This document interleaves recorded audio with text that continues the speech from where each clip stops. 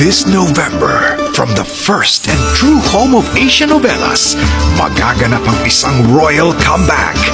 Janelle, simpleng estudyante. Hayaan mo, punasan ko. Tama na. Tapon mo na yan. Hoy!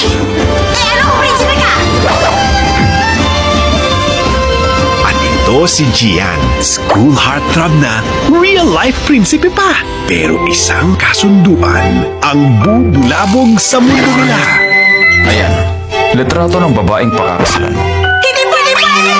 Papa, hindi na uso mga fixed marriage. Paano kung si prinsipe may mahal palang iba? Oh my God! At may iba namang may gusto kay prinsesa? Maswerte ako at naging kaibigan kita. Ganon din ako sa'yo.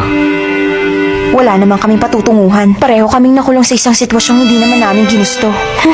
Bahala na nga. Huwag ka nga umarte dyan! Gumising ka na! Sa isang kasalang pinagkasundo, sila kaya'y magkakasundo.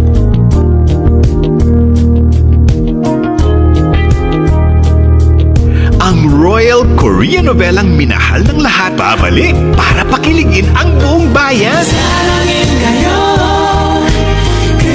Princess Hours sa November 18 na sa ating Kapamilya Go!